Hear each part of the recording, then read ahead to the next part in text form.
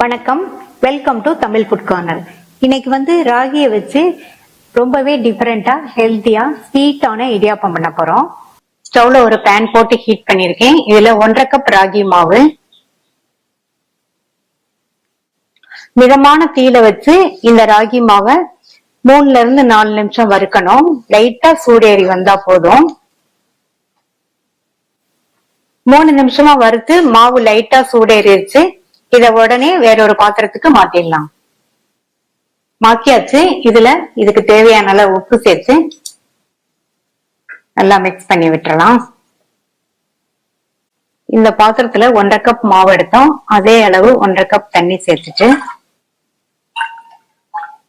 இதுல 1 டீஸ்பூன் தேங்காய் எண்ணெய் சேர்த்துக்கங்க. இந்த தண்ணி நல்லா தளன்னு கொதிச்சு வரட்டும்.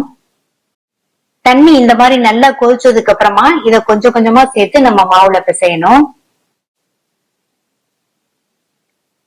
தண்ணியை மொத்தமா ஊத்திடாம கொஞ்சம் கொஞ்சமா ஊத்தி பிசைஞ்சாதான் மாவு நமக்கு கரெக்டான பக்குவத்துக்கு வரும். இப்ப 1 கப் தண்ணி சேர்த்திருக்கேன். மீதி உள்ள 1/2 கப்பையும் கொஞ்சம் கொஞ்சமா சேர்த்து பிசைஞ்சுக்கலாம். கொதிக்க வச்ச 1.5 கப் தண்ணியையும் சேர்த்தாச்சு. இப்ப மாவு எல்லாமே நல்லா ஈரமாயிடுச்சு பாருங்க. 2ல இருந்து 3 நிமிஷத்துக்கு மூடி வச்சிருங்க. மாவு இப்ப சூடா இருக்கு, பிசைய முடியாது. கை பொறுக்கிற சூடு வந்ததுக்கு அப்புறமா ஒண்ணு சேர்த்து பிசைஞ்சுக்கலாம். இப்ப மாவு கை பொறுக்கிற அளவு சூடு இருக்கு. லைட்டா கையில எண்ணெயை தொட்டுட்டு நல்லா ஒண்ணு சேர்த்து பிசைஞ்சிடலாம்.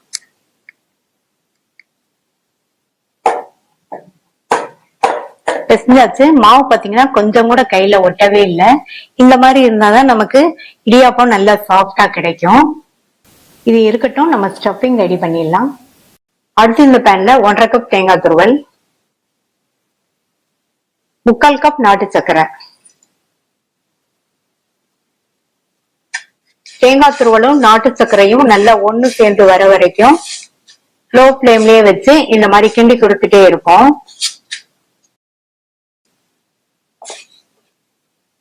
தேங்காய் துருவலும் வெல்லமும் நல்லா ஒண்ணு சேர்ந்து வந்துருச்சு பாருங்க.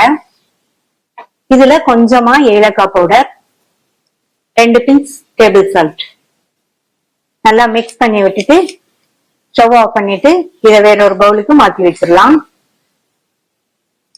ஸ்டஃபிங் ரெடி ஆயிடுச்சு. இடியாப்பத்தை பிழிஞ்சிடலாம்.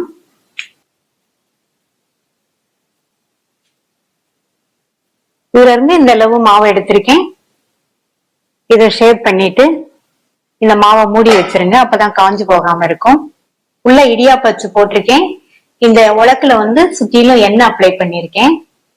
இதை இதுல வச்சுட்டு க்ளோஸ் பண்ணிடலாம். இந்த இட்லி தட்டுல ஒரு காட்டன் துணியை தண்ணியில நனைச்சு பிழிஞ்சு போட்டிருக்கேன். இதுக்கு பதில் நீங்க இட்லி பிளேட்ல எண்ணெய அப்ளை பண்ணிக்கலாம்.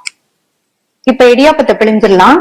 நம்ம ஸ்டஃபிங் வைக்கிறதுனால இடியாப்பத்தை ஃபுல்லா மொத்தமா பிழிஞ்சிடாதீங்க. இந்த மாதிரி 2 லேயர் மட்டும் பிழிஞ்சிட்டு அதுக்கப்புறமா ஸ்டஃபிங் வைக்கணும். இப்ப ஃபர்ஸ்ட் 2 லேயர் மட்டும் பிழிஞ்சிடலாம். இந்த மாதிரி பிழிஞ்சிட்டு எல்லாத்துலயும் பரவலா நம்ம ரெடி பண்ண ஸ்டஃபிங்க சேர்த்துடணும். மெதுவா பிரஸ் பண்ணாம சேர்த்துக்கங்க. நல்லா தாராளமா சேர்த்துக்கங்க. அப்பதான் இடியாப்பம் சாப்பிடும்போது சூப்பரான ஸ்வீட்ல ரொம்ப நல்லா இருக்கும். இந்த மாதிரி ஸ்டஃபிங்க வச்சுட்டு இந்த ஸ்டஃபிங் க்ளோஸ் ஆகுற மாதிரி மறுபடியும் மேலையும் நல்லா பிழிஞ்சிருங்க.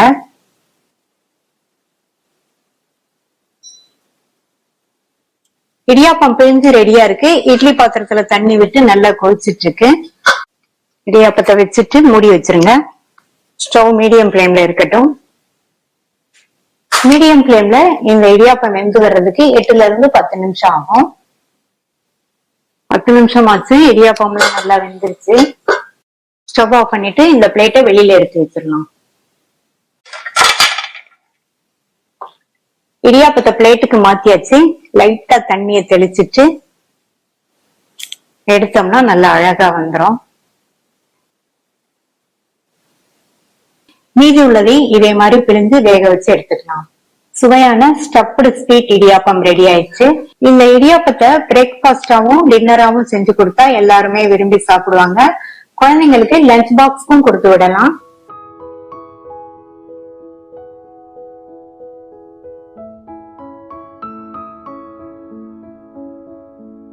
இடியாப்பமும் அதுக்கு காம்பினேஷனா சைட் டிஷ்ஷா தக்காளி குருமாவும் பண்ண போறோம். குருமாக்கு ஒரு தேங்காய் விழுது அரைக்கணும். அதுக்கு இந்த மிக்ஸி ஜார்ல 1/2 கப் தேங்காய் துண்டுகள், 2 பச்சை மிளகாய், 1 டீஸ்பூன் சோம்பு. இதை ஃபர்ஸ்ட் தண்ணி சேர்க்காம 4-5 சுத்து சுத்திட்டு இது கூட தேவையான அளவு தண்ணி சேர்த்து நல்லா நைஸா அரைச்சிக்கலாம். அரைச்சாச்சு. நல்லா நைஸா இந்த மாதிரி அரைச்சிக்கணும். இந்த கடாயில 2 டேபிள் ஸ்பூன் எண்ணெய் சூடானதும் அதில் 1/2 டீஸ்பூன் சோம்பு நல்லா பொரிஞ்சதும் அதில் 3 பெரிய பூண்டை நல்லா மெல்லிசா ஸ்லைஸ் பண்ணி வச்சுருக்கேன், அதை சேர்த்துக்கலாம். சின்ன பூண்டுனா 5-6 சேர்த்துக்கங்க. இந்த பூண்டையும் லைட்டாக வதக்கி விட்டுக்கணும். அடுத்து ஒரு பிரிஞ்சி இலை, 2 ஏலக்காய், கருவேப்பிலை எல்லாத்தையும் லைட்டாக வதக்கி விட்டாச்சு. அடுத்து ஒரு பெரிய வெங்காயத்தை மெல்லிசா ஸ்லைஸ் பண்ணி வச்சுருக்கேன், அதை சேர்த்துட்டு இந்த வெங்காயத்தோட கலர் லைட்டாக பொன்னிறமாக வரணும், அந்த அளவுக்கு வதக்கிக்கணும். 2 மீடியம் சைஸ் தக்காளியை இந்த மாதிரி மெல்லிஸாக கட் பண்ணி வச்சுருக்கேன். அந்த தக்காளியை சேர்த்துட்டு குருமாக்கு தேவையான அளவு உப்பை இப்பயே சேர்த்துடலாம். இந்த தக்காளி நல்லா வதங்கி வரட்டும். நம்ம இப்போவே உப்பு சேர்த்துட்டோம்னா தக்காளி நல்லா வதங்கி வந்துடும். 2-3 நிமிஷமாக வதக்கி விட்டு தக்காளி நல்லா சாஃப்ட் ஆயிடுச்சு. இது கூட 1/2 டீஸ்பூன் மஞ்சள் தூள், 1 டீஸ்பூன் தனி மிளகாய் தூள், 1 டீஸ்பூன் கொத்தமல்லி தூள், இது கூட 2 டேபிள் ஸ்பூன் அளவுக்கு தண்ணி சேர்த்துக்கலாம். இதை நல்லா வதக்கி விட்டுக்கணும். மசாலா தூளோட பச்சை வாசனை எல்லாம் போயிடுச்சு. இது கூட 2 கப் தண்ணி சேர்க்கணும்.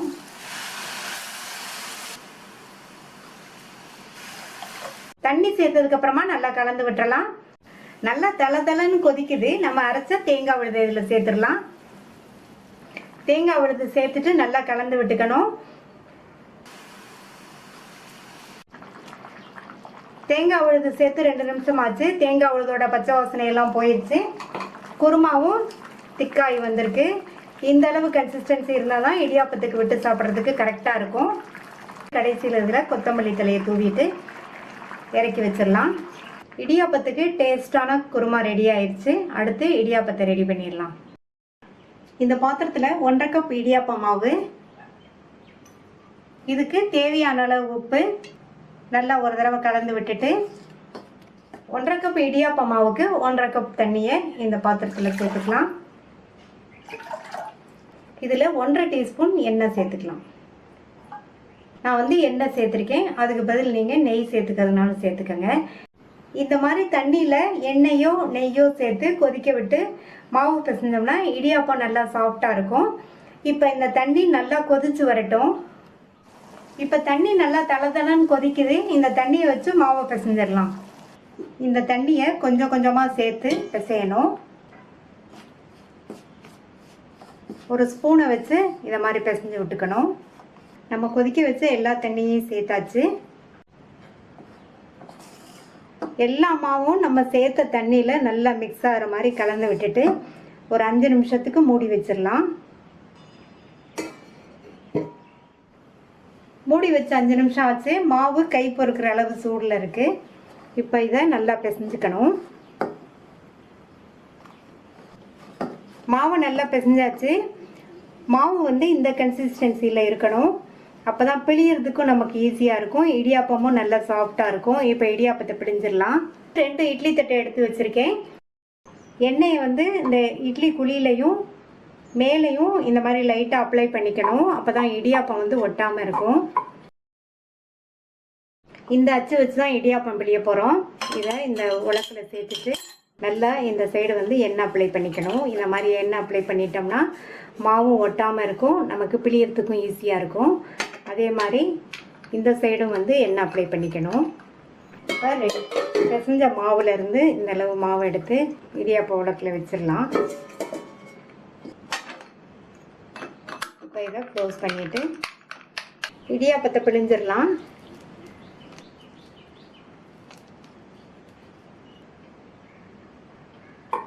இதே மாதிரி எல்லாத்துலேயும் பிழிஞ்சு வச்சிடலாம்.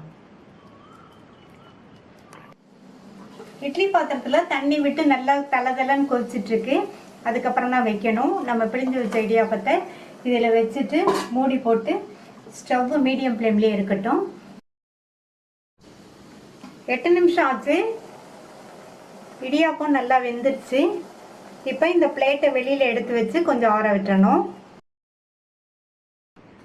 இடியாப்பமும் அதுக்கு காம்பினேஷனாக தக்காளி குருமாவும் ரெடி ஆயிடுச்சு. நான் அடிஷ்னலாக அது கூட தேங்காய் சட்னியும் சேர்த்து சர்வ் பண்ணியிருக்கேன்.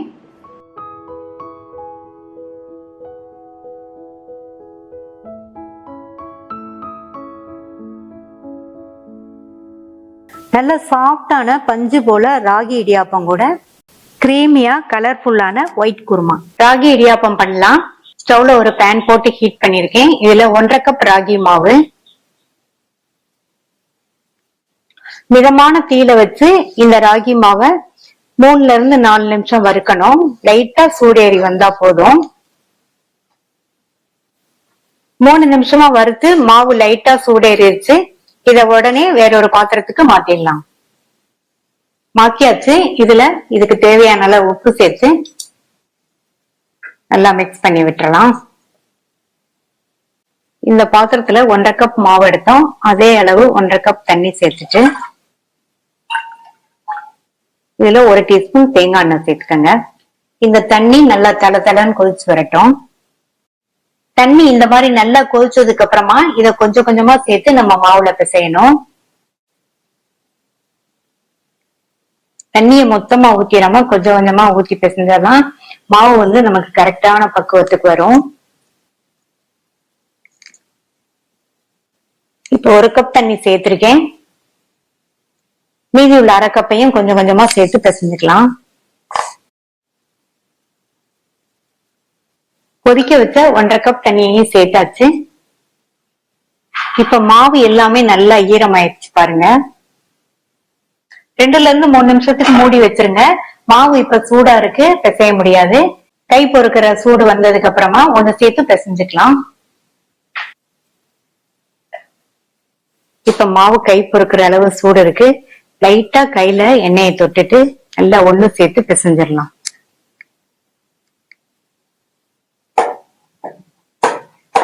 பிசைஞ்சாச்சு. மாவு பாத்தீங்கன்னா கொஞ்சம் கூட கையில ஒட்டவே இல்லை.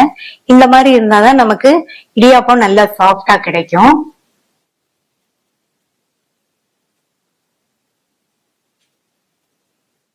இதுல இருந்து இந்த அளவு மாவு எடுத்திருக்கேன். இதை ஷேப் பண்ணிட்டு இந்த மாவை மூடி வச்சிருங்க. அப்பதான் காஞ்சு போகாம இருக்கும். உள்ள இடியாப்பம் வச்சு போட்டிருக்கேன். இந்த உலக்குல சுத்திலும் எண்ணெய் அப்ளை பண்ணிருக்கேன். இதை இதுல வச்சுட்டு க்ளோஸ் பண்ணிடலாம். ஒரு இட்லி தட்டுல காட்டன் துணியை ஈரம் பண்ணி சேர்த்திருக்கேன்.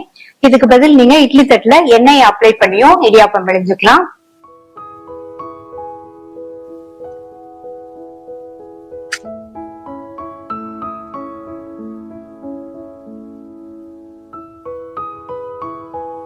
இட்லி பாத்திரத்துல தண்ணி விட்டு நல்லா கொதிச்சிட்டு இருக்கு. நம்ம பிழிஞ்சு வச்ச இடியாப்பத்தை இதுல வச்சுட்டு ஸ்டவ் மீடியம் ஃப்ளேம்ல வச்சிருங்க. இந்த இடியாப்பம் 6ல இருந்து 8 நிமிஷம் வேகட்டும்.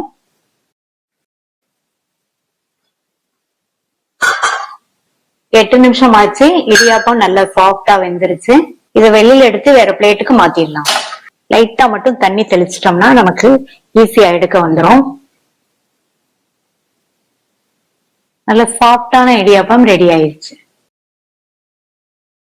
வெள்ளை குருமா பண்றதுக்கு 1/4 cup carrot, 1/4 cup beans, 1/4 cup பச்சை பட்டாணி, 1/4 கப் உருளைக்கிழங்கு எல்லாத்தையும் கட் பண்ணி வச்சிருக்கேன்.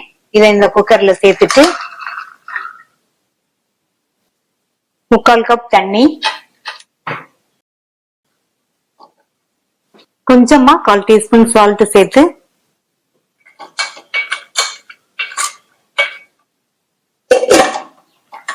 மூடி போட்டு ஸ்டீம் வந்ததுக்கு அப்புறமா வெயிட் போட்டு ஹை ஃப்ளேம்ல ஒரே ஒரு விசில் மட்டும் வரட்டும். இந்த மிக்ஸி ஜார்ல 5 பச்சை மிளகாய் சேர்க்கிறேன். நம்ம நிறைய தேங்காய் சேர்த்து அரைக்கிறதுனால இந்த அளவு காரம் சரியா இருக்கும். குருமாக்கு பச்சை மிளகாவோட காரம் தான். நீங்க உங்களுடைய காரத்துக்கு தகுந்தபடி சேர்த்துக்கங்க. இது கூட அரை டீஸ்பூன் சோம்பு, 5-6 முந்திரி சேர்க்கிறேன். இதுக்கு பதில் நீங்க 1 டீஸ்பூன் கசகசா இருந்தாலும் சேர்த்துக்கலாம். 1 கப் தேங்காய் துருவல். தேங்காய்ல உள்ள பிரவுன் பகுதியை நீக்கிட்டு நீங்க சேர்த்துக்கங்க. அப்பதான் குருமா வந்து நல்லா ஒயிட்டாவே இருக்கும். இதுல அரை கப் தண்ணிய கொஞ்சம் கொஞ்சமா சேர்த்து நல்லா நைஸா அரைச்சிட்டு வந்துடலாம். ஹை ஃபிளேம்ல ஒரு விசில் வந்துருச்சு. எல்லா வெஜிடபிள்ஸும் ஓரளவு வெந்துருச்சு. இந்த பேன்ல 2 டீஸ்பூன் தேங்காய் எண்ணெய் சேர்த்துக்கங்க. எண்ணெய் சூடானதும் இதுல ஒரு சின்ன பீஸ் பட்டை, 2 கிராம்பு சேர்த்து ரெண்டுமே நல்லா பொரிஞ்சு வாசனை வரணும். இப்ப பொரிஞ்சு நல்ல வாசனை வந்துருச்சு. கொஞ்சமா கறிவேப்பிலை இலைகள், 2 டேபிள் ஸ்பூன் பொடியா கட் பண்ண வெங்காயம், இதை லைட்டா வதக்கி விட்டுட்டு கொஞ்சமா 1/4 டீஸ்பூன் இஞ்சி பூண்டு விழுது சேர்த்துக்கங்க.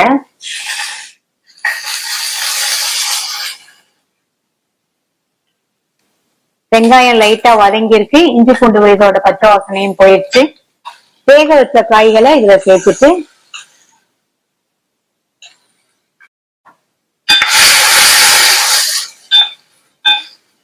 கலந்து விட்டுட்டு அரைச்ச தேங்காய் கலவையை சேர்க்கிறேன். இதுல மிக்ஸி ஜாரை கழுவி 3/4 கப் தண்ணி, உங்களுடைய கன்சிஸ்டன்சிக்கு தகுந்தபடி தண்ணி சேர்த்துக்கங்க. நம்ம காய்கள் வேக வைக்கும் போது உப்பு சேர்த்தோம். இப்ப தேங்காய் விழுது சேர்த்ததுக்கு அப்புறமா தேவையான அளவு உப்பு. இதுல ஸ்பைசஸ் எல்லாம் கம்மியா சேர்த்திருக்கோம். மைல்டான பிளேவரோட இந்த குருமா டேஸ்ட் சூப்பரா இருக்கும். இப்ப எல்லாம் ஒண்ணு சேர்ந்து ஒரு 5 நிமிஷத்துக்கு கொதிக்கட்டும். கொதிச்சுச்சுன்னா தேங்காய் விழுதோட பச்சை வாசனையும் போய் குருமா ரெடி ஆயிடும். 5 நிமிஷம் ஆச்சு. காய்கறிகளும் ஃபுல்லா வந்து தேங்காய் விழுதோட பச்சை வாசனை போய் நம்மளுடைய குருமா சூப்பரா ரெடி ஆயிடுச்சு. இதுல கொஞ்சமா பொடியா கட் பண்ண கொத்தமல்லி இலைகள் சேர்க்கிறேன். சூப்பரான டேஸ்ட்ல ரொம்ப ரொம்ப ஈஸியா பண்ணக்கூடிய ஒயிட் குருமா ரெடி ஆயிடுச்சு. இத பிரேக்ஃபாஸ்ட், டின்னர் ரெண்டுக்குமே சர்வ் பண்ணலாம்.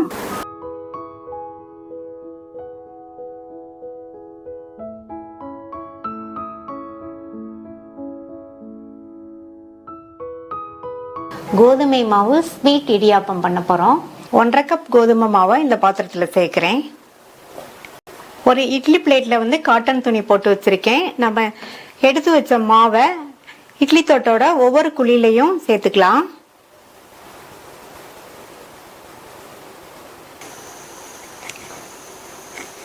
இட்லி பாத்திரத்துல தண்ணி நல்லா கொதிச்சிட்டு இருக்கு. இப்ப இந்த மாவு பிளேட்டை வச்சுட்டு மூடி போட்டு மீடியம் ஃப்ளேம்ல 10 நிமிஷம் வேக வச்சுக்கலாம். இப்ப 10 நிமிஷம் ஆச்சு. இந்த மாவை வேறொரு பிளேட்டுக்கு மாத்திடலாம்.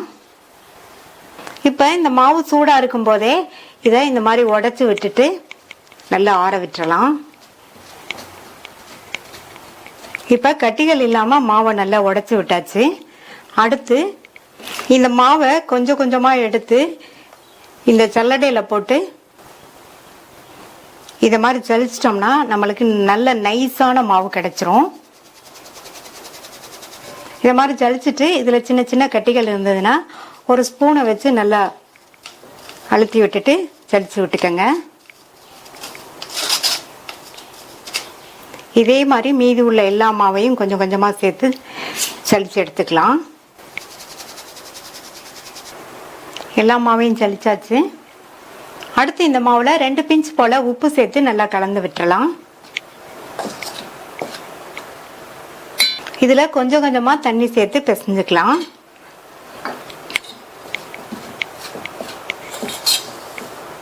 ஏற்கனவே நம்ம மாவை வந்து ஆவியில வேக வச்சதுனால மாவு நல்லா வெந்திருக்கும்.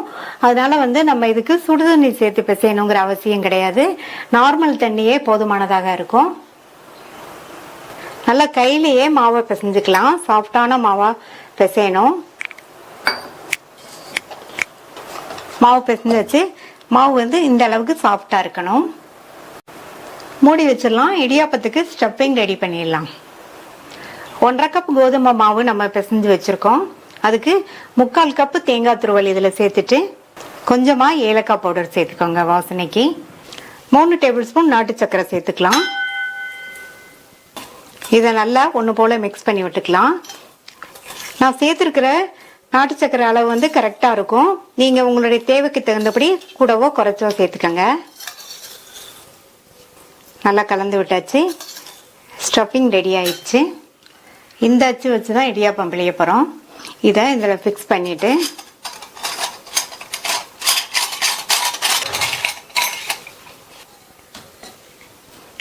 இந்த இடியாப்ப அச்சுல வந்து லைட்டா எண்ணெய் அப்ளை பண்ணிக்கலாம். நம்ம ரெடி பண்ணி வச்ச மாவுல இருந்து இந்த அளவு மாவு எடுத்து இடியாப்ப உலக்குல சேர்த்துட்டு க்ளோஸ் பண்ணிடலாம்.